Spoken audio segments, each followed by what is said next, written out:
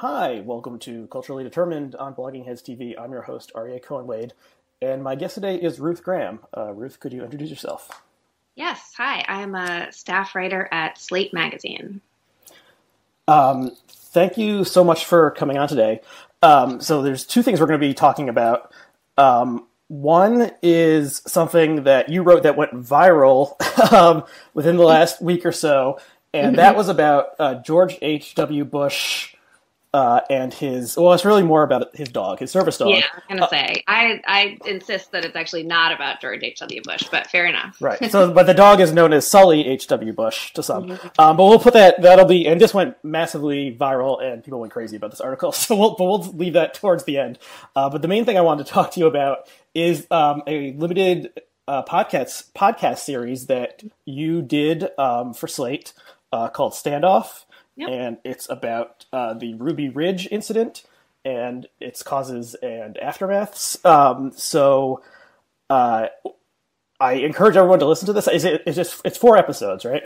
Yeah, 4 episodes. Yeah, each just about a half hour, so it's manageable. Yeah. Right. So it's really good. It's really well made. I learned a lot from it. This period of history was a little obscure to me. I was like 9 or 10 years old when this happened, and I kind of I remember the Branch Davidian stuff happening, but I didn't really remember this beyond the bare details. And yeah, it's an important event, and you did a really good job capturing it in a serialized podcast form. So I guess my first question is, what drew you to this story? Yeah, I was kind of the same way you were. I guess I was 12 years old when Ruby Ridge happened and was sort of, dimly aware of it, much more aware of Waco, which actually happened. The end of the standoff in Waco happened just a few days into the trial of the sort of main Ruby Ridge trial, which is interesting. And it certainly kind of took over. It was a much bigger event, so Ruby Ridge got eclipsed a little more. Yeah, my cat. One of my cats is making a cameo appearance, as she often does. By that event. So, I was like intrigued to return to it. It's a story that had a thread of religion and religious extremism, and I'm a religion reporter primarily, so I was interested in that. I was interested in the way that this is a story that really, I think a lot of people have mostly forgotten, but has not been forgotten on kind of the fringes of the far right. So It's kind of lasting influence in that scene was interesting to me. And then it's also just a really, when we were thinking about doing some kind of limited series podcast, it's an incredibly dramatic event squeezed into, the main action, the main standoff was like 11 days. So it felt sort of like the right size event in terms of actually, telling the narrative and being able to do the narrative in a limited way. So those are the main things that drew me to it. But yeah, it just felt really, with white supremacism and nationalism and all of this in the news right now, it felt like the right moment to look back at a story like this. So for people who either are unaware of the story or maybe don't remember it super well, can you give a brief summary of what happened at Ruby Ridge? Yeah. So it mainly centers on this family, the Weaver family. It was a guy named Randy Weaver and his wife, Vicki. They were both from Iowa, and they had moved to Idaho in the early 80s with their family. They'd been getting more and more drawn into kind of apocalyptic theology. They were survivalists, and they were sort of getting more and more into those worlds, I guess, into that ideology. So they eventually moved to this mountaintop in Idaho where, they had no power and, again, like doing sort of survivalist activity. And they were on the fringes of the white nationalist movement, which happened to be really on the rise in that area at the time. So they were, I think, about an hour from the Aryan Nations compound, and they attended a few big events there. It seemed like more, they were definitely comfortable there, but it was almost more of a social event for them. So again, kind of on the fringes of this movement. And then Randy Weaver befriends a guy there who turns out to be an informant for the ATF. The whole white nationalist scene out there is just swarming with overlapping federal informants from different agencies, not always in communication with each other. And so anyway, he meets up with this guy who turns out to be an ATF informant and ends up selling him 2 sawed-off shotguns. A warrant is out for his. This was all taped, caught on tape. It's pretty clear. It's pretty clear that it is very clear that he actually did this. But instead of just submitting, and then I should say, so then the ATF approaches him and offers to let him be an informant, and they're thinking we'll just flip this guy and be able to use him to get bigger fish, because he was not like a big important target or a mover and a shaker in any way. But because of his kind of apocalyptic theology and his anti-government paranoia and all of this, the offer to become an informant, he just refuses it, and he retreats to his cabin with his family and doesn't come down. So there's the Marshal Service then gets involved. I'm sorry, I'm trying to tell this in a short way, but it's actually a complicated story. It is. If you want the full story, check out the podcast. Trying to, find a way to peacefully arrest him over the course of about a year and a half. But eventually it erupts into violence when there are 6 marshals who are kind of crawling around the property, trying to sort of figure out their next move. And they get into a confrontation with the Weavers' 14-year-old son, a family friend who's living with them. And so a marshal ends up dead, that boy ends up dead, and Kevin Harris, the family friend, ends up shot.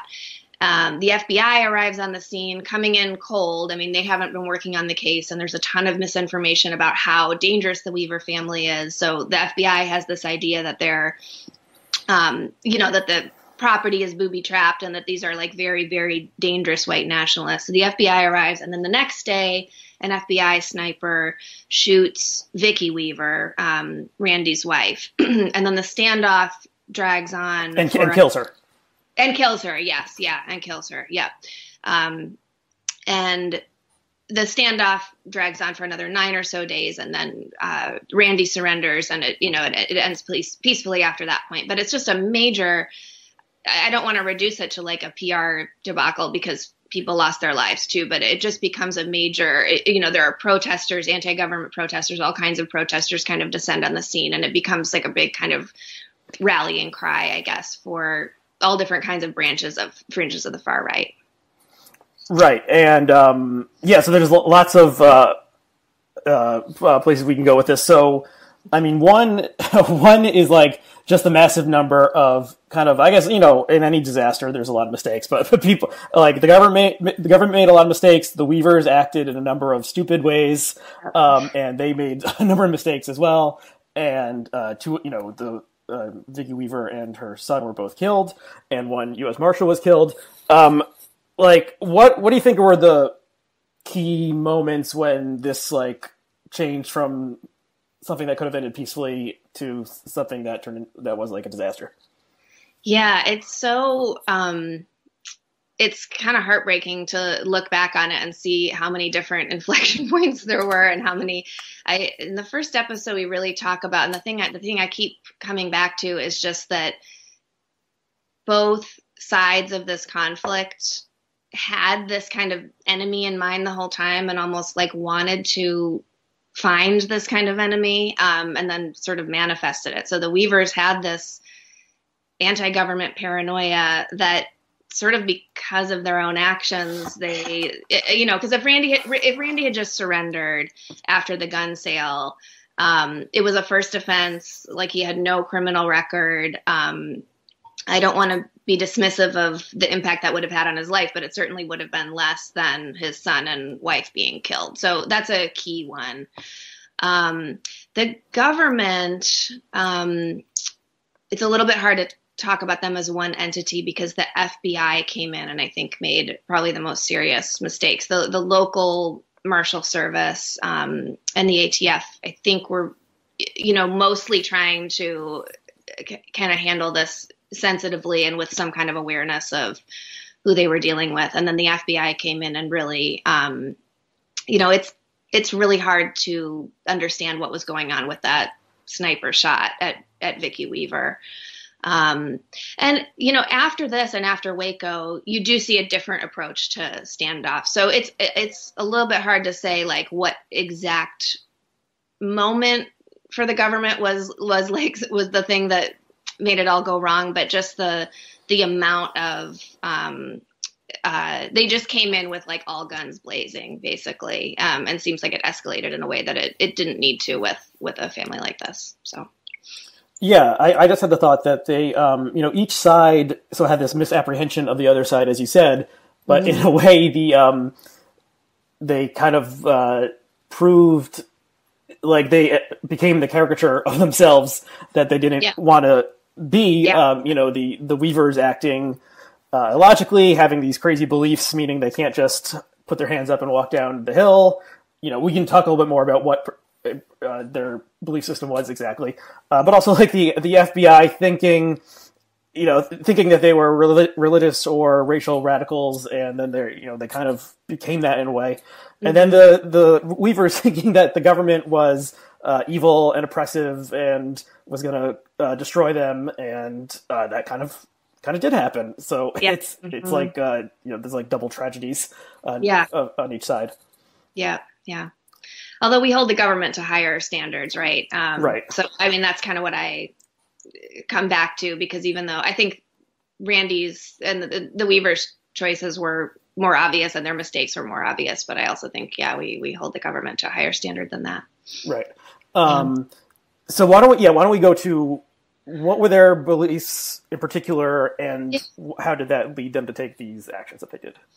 They were involved with a kind of toxic offshoot of a toxic like sect of Christianity called Christian Identity, which, I mean, the theology is really complex, but it's basically like a white supremacist version of Christianity.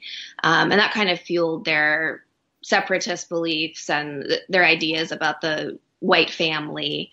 So that was their theology.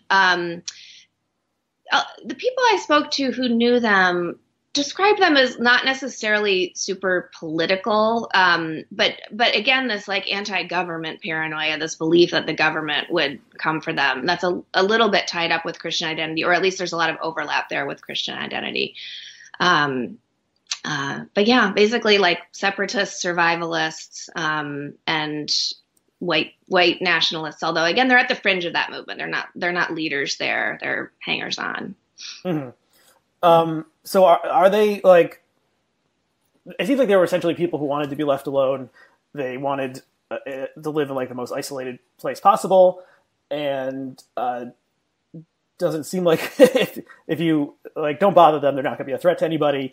But he happened to do this thing selling us. Did he saw off the shotguns himself? He sawed off the shotguns himself and promised he could do more. And that was, again, the most forgiving read of that is that they were really in a financial crunch at that point. I mean, they were just scraping by at every point. And this guy offered him, I forget, it was going to be like $350 or maybe $450 for the two of them. But yeah, I mean, I'm a little conflicted over how to think about that idea that they just wanted to be left alone, because of course that's what they said. That became the refrain. And it's still the refrain when people who are sympathetic talk to them. But, it's pretty easy to be left alone if you don't saw off a shotgun and sell it to a federal informant, and don't react that way when you're arrested for doing something. I don't know.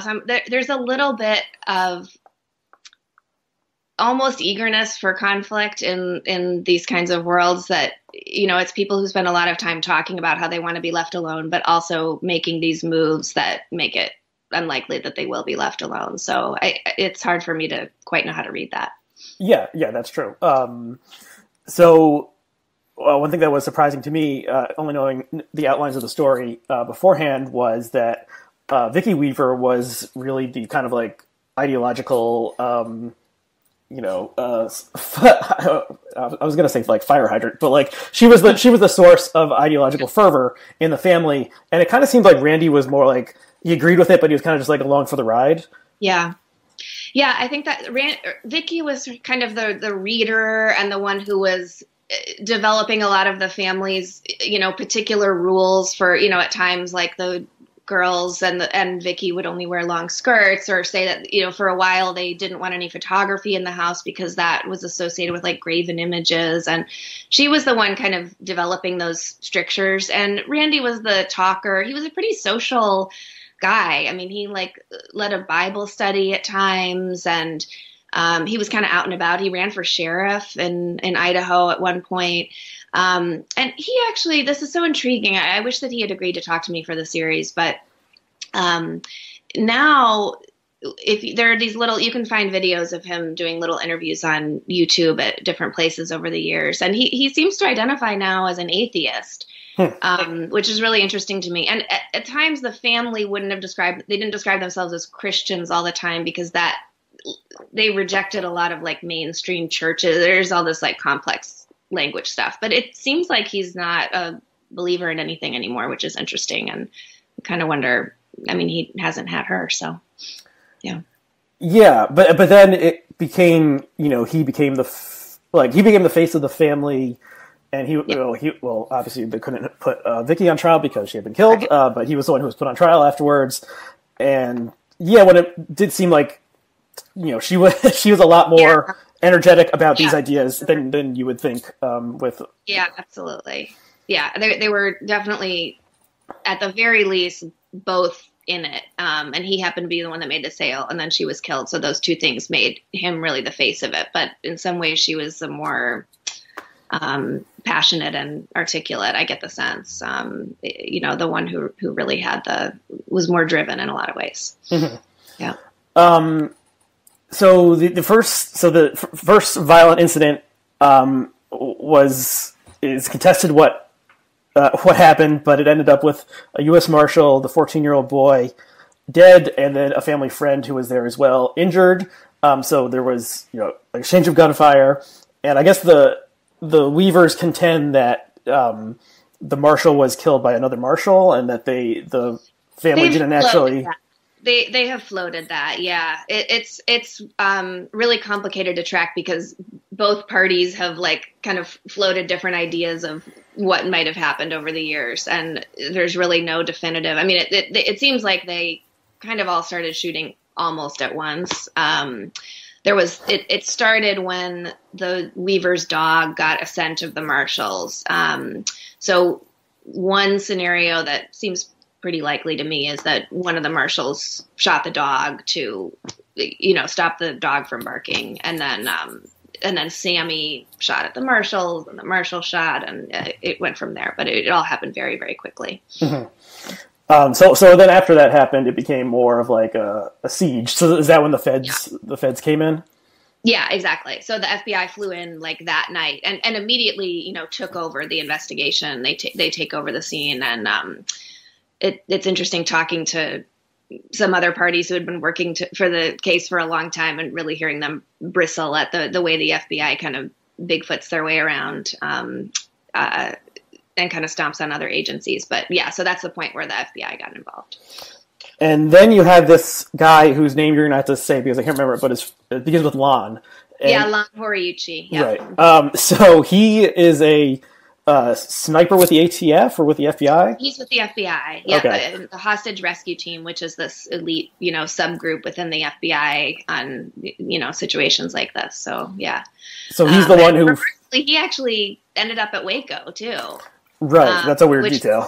Really incredible. And Timothy McVeigh got kind of fixated on him and would go around to gun shows. He had his name and address somehow, and would pass out cards with his name and address, basically, you know, seemingly trying to goad someone into assassinating Horiuchi. So, but yeah, he's the one who shoots Vicky Weaver. Yeah, and since you say his name so many times, and I was like, Lon Horiuchi, what is this person? Who is he? So I Googled him, and the only image seems to be like taken when he was like 21 in the army or something like that. So I guess this guy has gone underground. I think he is off the grid. I mean, we did our best to find him, but he's long gone. I'm sure for his own safety. Yeah.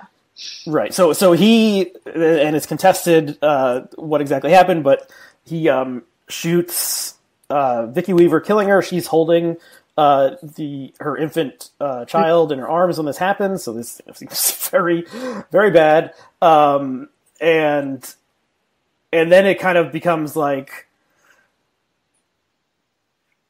you know, the family like kind of has a rightful suspicion that they're all gonna be killed at any moment. Right. So they like don't want to negotiate. They're like crawling around on the floor. Like the body is of the mother is like left in the house under a sheet, and it just seems like. And the FBI claims they don't know that she was killed for another, I'm forgetting now, but, you know, at least 4 or 5 days. So anyway, that's part of it too, is that they're trying to negotiate. They're like shouting through a bullhorn and trying all this stuff and saying like, talk to Vicky, put Vicky on, you know, like all of this stuff, which the family receives as like taunting them. But in fact, they don't know that she's been killed. And yeah. Right. And they're probably thinking, let's talk to the woman and mother. She'll be the sensible one in this situation. Yeah. She's dead, but also she was the more fervently ideological and anti-government one. So how also arguably like the leader of the family. So you can kind of see the logic there, you know, either way. Yeah. So, well, one aspect that why don't we say, how does it ultimately resolve? How does the crisis resolve? Yeah. So the FBI's negotiating team tries all these different approaches. They fly in Randy's sister, and they're trying all this stuff. The thing that eventually works is this guy named Bo Greitz arrives on the scene. He's running for president on the Populist Party ticket, which had previously run David Duke, and he's kind of this right-wing grifter. And anyway, listen to the episode. He's like a fascinating character who's his own complete thing. I could spend so much time. Yeah, I never heard of him before, but yeah. But he shows up on the scene, kind of seems like he smells a publicity opportunity, basically. And the FBI is like, well, what the hell? Like, we might as well, like, nothing else we've tried has worked. Let's let him try to negotiate. And it works. So Randy lets Bo Greitz into the house, talks with him, and then, you know, over the course of a few days, basically, Bo Greitz, and there are a few other kind of trusted people that are allowed into the house, and negotiates for Randy and Kevin, who are the 2 guys who are wanted, for everyone to come out of the house peacefully and surrender. Mm-hmm. So that's what happens after it's 11 days total. So. Mm-hmm. So you talked to a guy who was a television journalist, or was he a radio journalist? John Ellison? Yeah. Yeah, he was TV. Yep. So it's kind of implied that, like, absent this guy who was reporting on the story, like the or wait, am I thinking about the newspaper article? I think that's Bill Moreland you're thinking of, and he was a newspaper reporter. Okay, this is what I'm thinking of. Who in the spring had reported on it, and yeah, so there's an implication that, like, absent media reports on this story, it would have just fizzled out on its own and not attracted so much attention. Yeah, I tried to not say that so explicitly, because who knows, but enough people told us that Bill Moreland wrote this front page story on what at the time was kind of just this simmering, you know, it was a standoff insofar as Randy was hiding in the house and not coming down, and the ATF wanted to capture him but didn't want to approach the house. But it certainly wasn't something where, you know, the house was surrounded by snipers yet. So Moreland sort of got wind of this and wrote this front page story in the spring of 1992. And it was suggested to me by a few people that kind of amped up the pressure on the Marshal Service to wrap this thing up. And because it did get picked up by the national press at that point. And, you know, there's like helicopters circling the house, and Geraldo sends reporters out there, and Star Magazine is there. So, you know, it's kind of attracting that kind of coverage, which it did seem to kind of shift the, you know, investigation into a more urgent mode. So, okay, so the family surrenders, and then there's a trial. What happened? So, can you talk a little bit about the trial? Yeah, the prosecutor, this guy named Ron Hohen, who I interviewed for the series, went really big with the indictment. I think it was like 16 counts. Randy was implicated in the murder, like this conspiracy charge that went back like 10 years based on like a newspaper interview that Randy gave then, that kind of a braggadocious interview he gave back in Iowa about having like a house with a kill zone, and, you know, just kind of talking big to a reporter back then. Anyway, it was like he seems like he bit off more than he could chew, especially for a jury that ended up being really pretty sympathetic to Randy, just because of what he had gone through. And then the defense attorney for Randy was this guy named Jerry Spence, who was another just larger than life character, and kind of a famous trial lawyer who claimed to have never lost a case, and this real kind of buckskin jacket wearing, like smooth talking guy. He'd represented Karen Silkwood's family in that trial that ended up being there's a movie. And so Randy was acquitted of almost everything, including the gun charges, which pretty much everyone accepts that he actually did, but they ended up, it was entrapment, basically. So he served a few months in jail. I think I'm trying to remember, based on maybe avoiding arrest or something like that. Kevin Harris, who had been charged with shooting and killing the U.S. Marshal, was also indicted. He just walked out of the courtroom. And so, yeah, it was a major, major victory for the defense, and probably diffused the story. I mean, if you think about if they had been convicted, it would have become an even more powerful story on the far right. So it's kind of interesting to think about what might have happened there. But so as you mentioned, Timothy McVeigh was like incensed by the story. What was the aftermath in terms of like the militia white nationalist movement of the 90s? Yeah, it's too simple to say that like the militia movement wouldn't have existed without Ruby Ridge, but it does seem like, I mean, within weeks, really, there are groups starting to meet, like, okay, how do we protect ourselves if this happens here, when this happens here? And some pretty major, like, white nationalist and militia meetings really using Ruby Ridge as a calling card, like, we'll help you protect yourselves when this happens. So it just becomes like a major talking point in those circles. And then again, Waco happening during the trial, I think those two events happening back to back just made a lot of people really fearful and galvanized them to organize. So, so I just like thinking back to my childhood in the 90s. Like I remember seeing stuff about militias on the news, and it's like it was a very popular thing for like news coverage back then. Yeah, going out and following people who are like crawling through the forest or something, and talking about their beliefs. And then I don't know, it kind of seemed like, Oklahoma City happened. Yeah. And then things kind of faded out, or maybe people just stopped paying attention.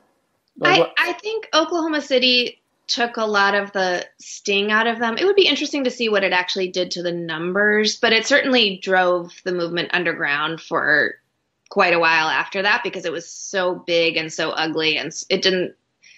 I don't want to say that the militia movement ever seemed fun, but it made it so much darker than just like play acting in the woods. Right.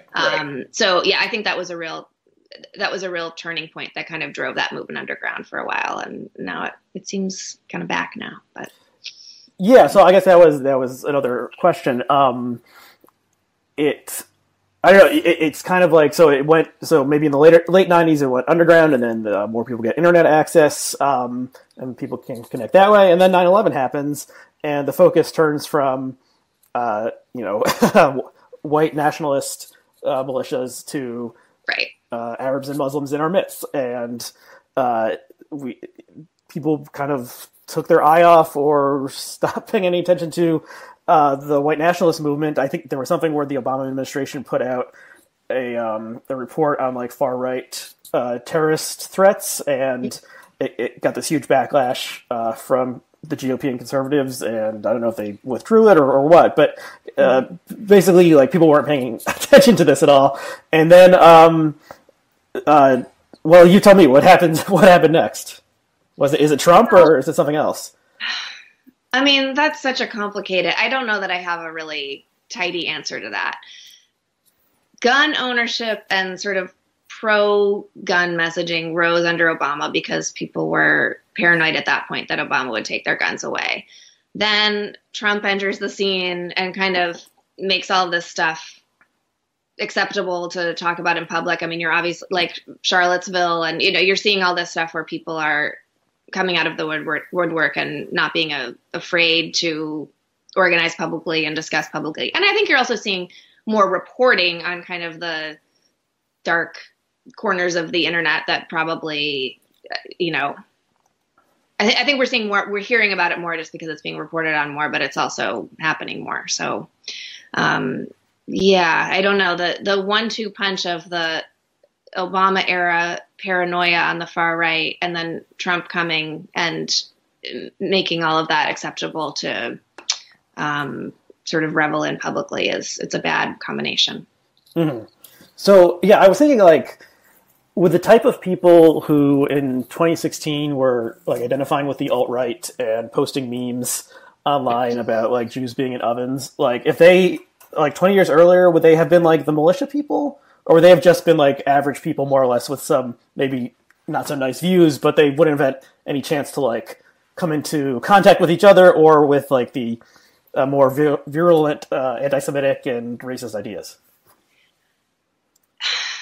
That's a really good question. I mean, even people like the Weavers who were not, I would say were kind of like middle of the road racist, or they were in that movement, but they weren't leaders. That's what that's what I want to say. They were clearly on the fringe of like American life, the spectrum of all Americans, but within that fringe, they weren't leaders, but they had access to, newsletters and tapes, and they wrote away from the stuff. I mean, it's not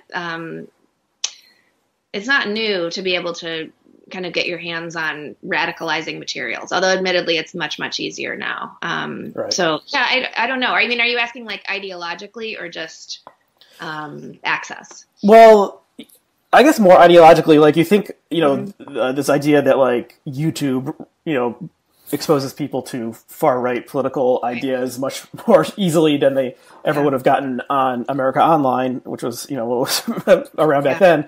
And maybe people are, they're really into video games, and then something pisses them off about a particular video game thing, and they start looking up stuff about it online, and then they get involved in Gamergate, and then they move to like more far-right political stuff. Like, there's no way that could have happened in the mid-90s.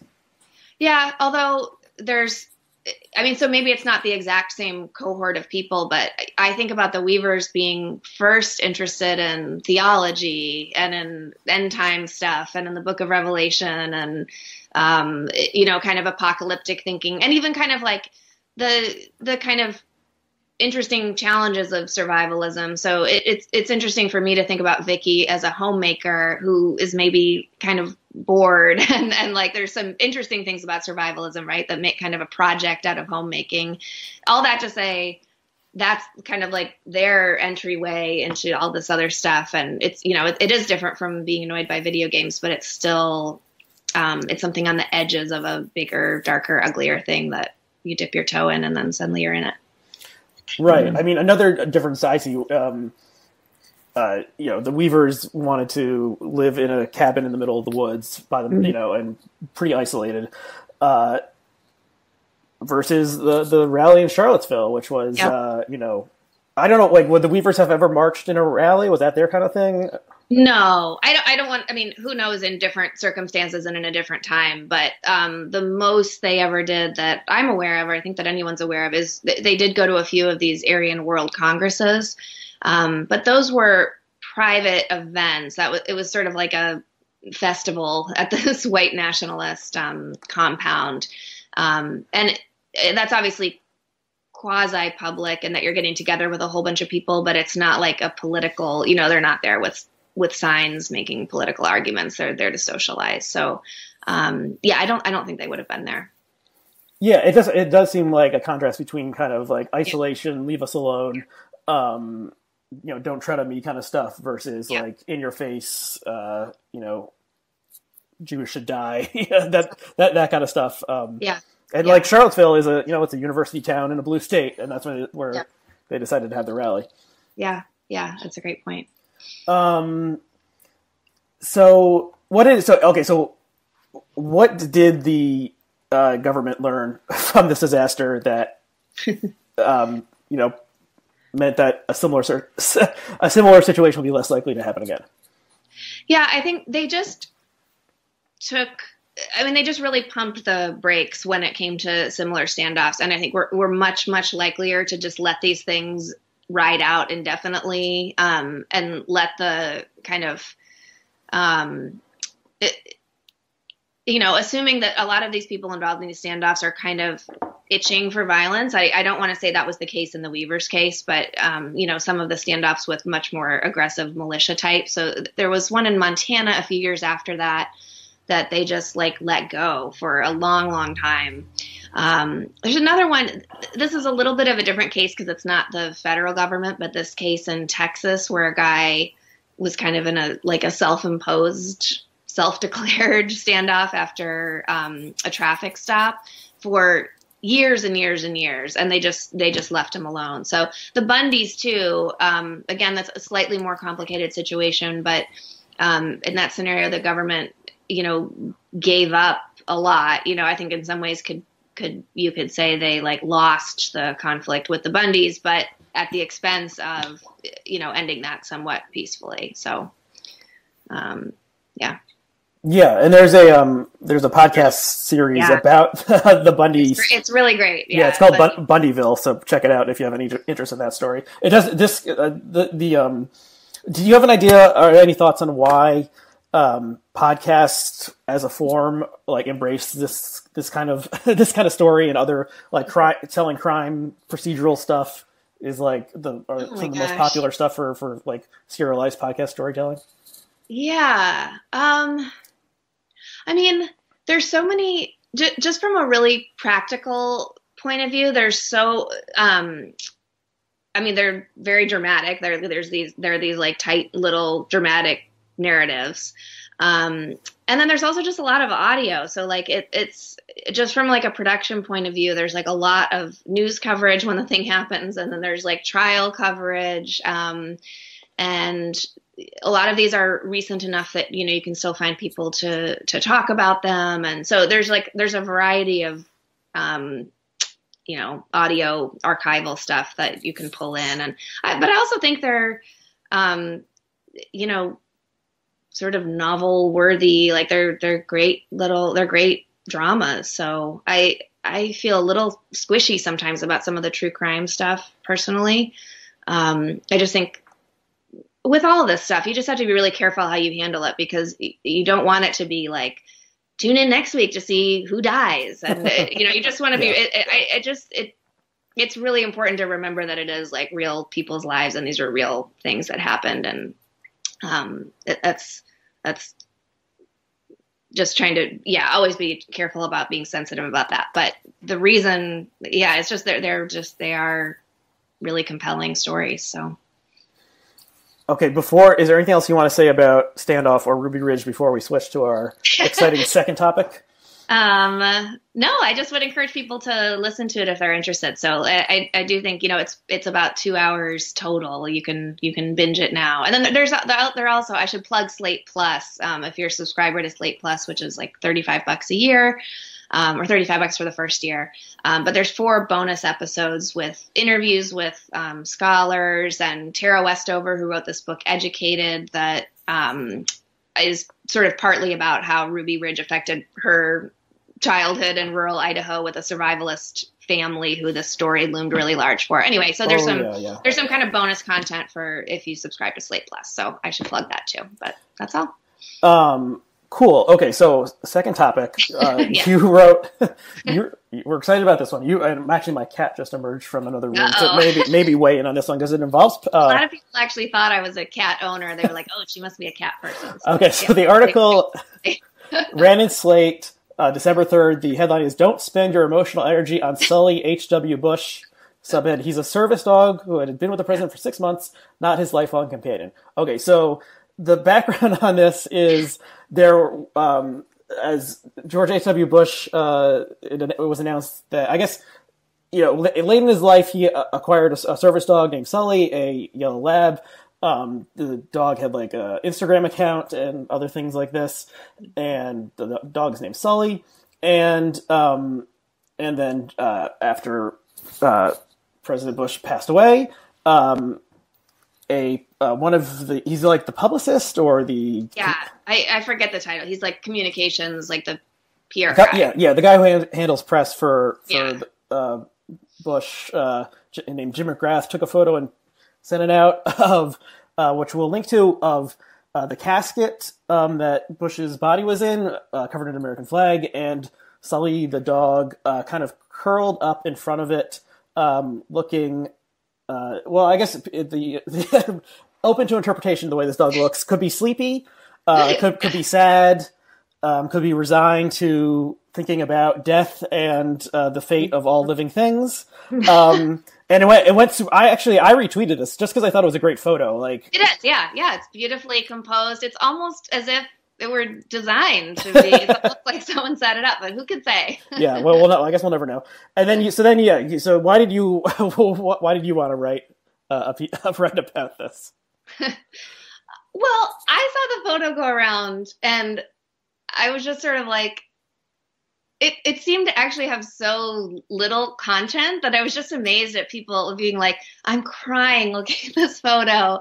And like, oh, he's, you can tell he's missing his master, like a hero at rest. Jeb Bush was like, Sully's got the watch. And just this kind of like over the top, sentimental reaction to this. And also like imputing all of this, like reading so much into this picture, which I just think, to me, that is interesting. Like when something like this becomes such a huge public moment, and it's just like a scrap of information. I mean, literally, it's a picture of the dog lying down, and it's possible that the dog is sad or that he knows what's going on, but it's also possible that he's like a very well-trained dog who, I did not say this in the piece, but who like possibly was told to lie down there, or was just lying down because dogs lie down. Like we have no idea. This is so much less than like, you see pictures of like the dog bounding toward a service member returning from war or something. And even that, I kind of feel like we don't really know, but at least there's like quite a bit of information there where you can kind of see like a response. It's a photograph of the dog lying down.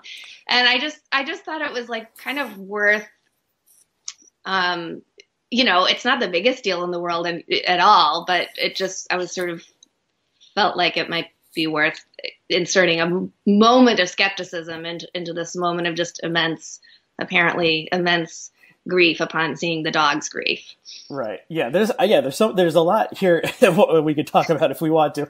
So I guess I share some of your skepticism. It's like, why were they just letting the dog walk around the coffin? Like, what if he knocked it over or something? Like, what is it? What exactly is happening here? Usually, have done that. He's a loyal, heroic dog. Well, what if he wanted to jump into the coffin or something because he loves George H.W. Bush so much? Like, it's usually dogs are not left unattended where a dead body is, in the same room as a dead body. Okay, so. That's true. Although after this, he's been, and they trotted him out to the rotunda, and they trotted him out on the red carpet. And although I don't think that those opportunities would have arisen for Sully if not for this viral moment. So he became kind of a celebrity after this. But. Yeah. I mean, Sully has really hit the viral jackpot here. He can really choose his next project, whatever he wants to do. But yeah, so I mean, I think this is interesting because we've become like so sentimental. Like we used to be as a society, maybe like children were the thing we were most sentimental about, but dogs have definitely replaced children as the thing that we're most sentimental about. Part of this is because of the We Rate Dogs account that says that all dogs are good and all dogs deserve a rating above 10.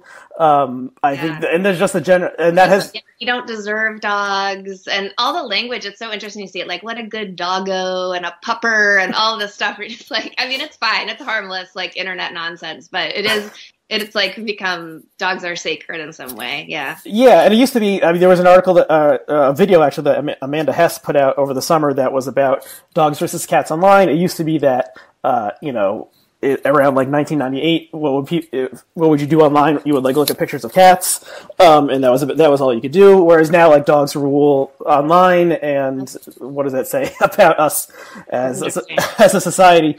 So and then there's like the projection of emotion onto dogs, which everybody does. and we can't really know what they're thinking. It's inscrutable in some ways. We can tell when they're like excited about things or when they want something. I should mention now that my wife is a animal behaviorist and dog and cat trainer at an animal shelter. Oh wow! So I have maybe a more you're very biased. Yeah, I have a more. I'm being ambushed in this interview. Well, I have a more scientific take on it than the average person who is just like, oh, well, dogs are good. Well, it's like, no, there are some dogs that aren't good. There are some dogs that do bad things. There are dogs that hurt people. It's not like it's the dog's fault that it hurts a person. Right. But it's amazing. Like we like lard up the dogs with all these human characteristics, and like even I think like calling a dog a hero is really interesting because it implies some sort of like knowledge that they're about to like it's like giving them a lot of moral agency, but then they're also like purer than us and better than us, and they're all better than humans. It's a complicated message. Like not like Hitler had a dog. Like what does that mean? Dogs just are around the people they're around and like do their dog thing, and they don't have that kind of moral agency. I don't know. Anyway. Right. So the hero dog who maybe like runs into a burning building to alert the firefighters that there's an infant in there. It could say like, well, that dog did something extraordinary, heroic. It's hard to say. Did the dog know what it was doing? I doubt that dogs really have a sense of mortality. And could the dog did the dog know that its friend George H.W. Bush wasn't there anymore? Like, sure. Maybe the dog, I don't know. The dog can sense through smell that maybe something that kind of smells like George H.W. Bush is in the vicinity, but who knows about that? And then I guess we're in a way we're allowed to express emotions about the world that we normally wouldn't if we're able to express it about an animal or through an animal. All that being said, there is something special about dogs. I think it does. Like the dog human connection seems to be different than the human cat connection. Showing one cat right here who won't stop annoying me all through this recording. Very rude to the cat. And I don't know if my wife would agree. I can see in her eyes that she's deeply wounded by that. If I left this realm of this veil of tears, I don't know if this cat would really feel that bad about it. Although this cat is a very nice creature, and certainly seems to like me a great deal. But the dog connection, it does seem different to me in some way that is like quasi mystical, or in a way that we can't quite understand. Like why do the dogs do these things? Whereas it seems like I think it's more likely that a cat is going to eat you if you fall over dead than if your dog is going to eat you. The dog is very, very excited to see you if you come home at the end of the day.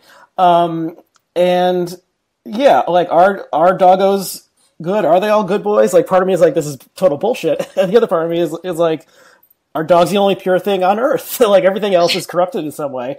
But, the dog just wants to love you and eat food and have fun and, be warm at night and curl up.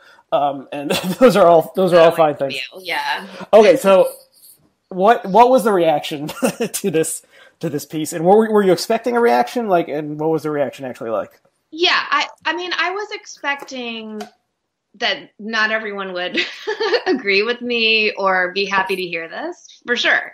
That's part of what is kind of fun about writing a piece like that, is kind of like knowing that it will generate conversation and, even backlash. And sure, if you write something unexpected or against the grain, that's part of the deal. I did not know just the incredible avalanche of feedback. It was such a wild few days. It was really fun. 99% of it was fun. There was some creepy Facebook stuff that was less fun, but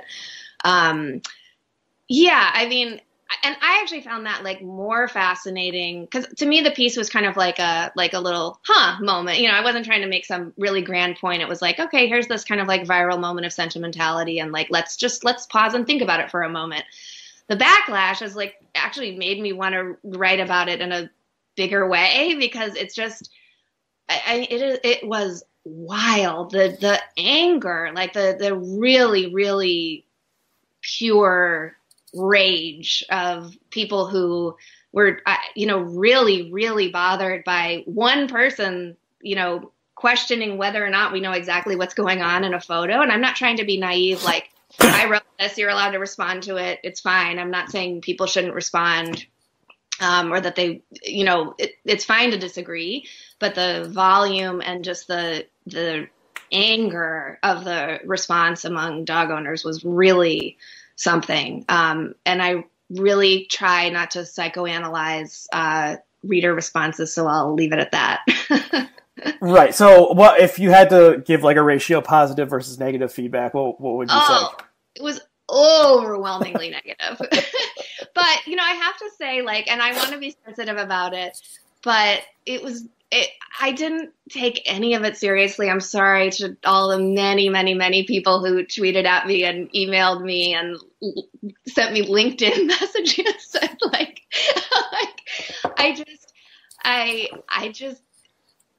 I got enough private and public responses from people who I consider like smart, thoughtful people. Like the ratio of like people I take seriously saying positive things to people I've never heard of and seem a little unbalanced saying negative things. And there's plenty of room for like smart people to disagree, of course, but this was just a case where, like, by definition, if you're kind of losing your mind over a piece like this, like it's kind of easy for me to dismiss that. Just to be frank. Yeah. Yeah. What was it? Is this the most feedback you've ever gotten from a piece? I think so. A few years ago, I wrote a piece about adults reading YA literature that was number one until now. But I would say, and it's official, dog people are much angrier than YA readers. Okay, so since you write for Slate, something going on there. Well, since you write for Slate, I'm assuming that you wrote a takedown of adults reading YA literature. It was called Against YA, and yeah, it was I would say just questioning the phenomenon of adult readers spending a lot of time reading literature that's written for teenagers. So I won't relitigate that one now, but yeah, that was before now. That was the most provocative thing I'd said, but I think this one is number one now. Well, I mean, there seems to be a kind of thematic link between these two things that provoked outrage, which is like feelings associated with childhood and sentimentality. Yeah, that's good. I hadn't like kind of linked them, and both of them, it's sort of like me performing this curmudgeon role of being like, grow up, stop taking pleasure in this innocent, thing that's diverting you for a few minutes. So in this cold, harsh world. Shtick. Yeah, so that hits people. Hits people where they live when you go after their dogs and their YA literature. Yeah. I mean, I'm of two minds with it. Like, I'm surprised the blowback you got, and I don't know, maybe there's a lot of people who had very strong feelings about George H.W. Bush himself that I wasn't aware of. I definitely got feedback along the political spectrum, but a good chunk of it was conservative who seemed to read this as somehow related to George H.W. Bush, which, I will never be able to assure those people of this, but I would have written this about a Democratic president. It honestly had nothing to do with George H.W. Bush as a man or a president, or like it just really was not about him, but it got picked up. It was on like Fox's website. The Daily Caller called me like the dog bitch or something. When I was Googling this, I found this. I don't know if you saw this when I Googled this the first time. There's another Ruth Graham out there, the widow of Franklin Graham. Oh, yeah. Mm-hmm. She put up a statement on her website saying she wasn't the Ruth Graham who wrote about George H.W.'s dog. Oh my gosh, I have to look that up. That is so... I've been waiting so long for her to acknowledge me, and I have mixed feelings right now finding out that it's coming through this moment, but that is so funny. But that shows you the volume, because if that's reaching her, because I've written about the Graham family before and reported on them, and, I always say I'm not related to them. I'll just say that for the record now, but just to be clear about it. But it's just funny that this is the thing that like bubbled up to her consciousness that, wow, I have to find that. Yeah, so you can frame that that little post she did. Yeah, I mean, it's just, am. I think maybe part of what the like magic sauce in this witch's brew is it combined dogs and death, and we're very sentimental about both things. You know, George H.W. Bush, he was 95, 94, 95. Like, if you live over 85 and you die, like, it's sad for the family members, but it's kind of like, okay, like, this is going to happen to all of us, and you lived a very long time, and he got to do a lot of stuff, and he, like, you know, jumped out of airplanes, and he fought in a war, and he was president, and he gave birth to some mediocre sons, and he did all this stuff. Like, do we really need to be, like, this, like, sentimental and sad about this old man dying? Like, I don't think so. And then you bring the dog in, and it's like, you know, it's a double whammy of Okay, so now I know better. I mean, I don't know. I would write it again in a heartbeat. I have no regrets about writing it, but it certainly is like it was instructive. Yeah. Yeah, it's one of the things that people really care about, and dogs are one of them. So speaking of that, I have a dog downstairs who probably needs to go outside. You've given us about an hour of your time, so I thank you very much for that. So you're a writer at Slate. The podcast is called Standoff. We'll include links to those things below. I believe you're also on Twitter. And what's your Twitter handle? It's at Public Road. Yeah. So you must have been one of those early people on Twitter. I was. It's been 10 years ago now. I started it for a road trip, and it's from a Walt Whitman. It's from the Song of the Open Road, and of course now it's just linked to me forever. I wish I could. I think probably Billy Graham's daughter is at Ruth Graham. I don't know, but anyway, Public Road. Yeah. So thank you for taking the time and coming on. Thanks to all of our viewers and listeners, and we'll see you next time.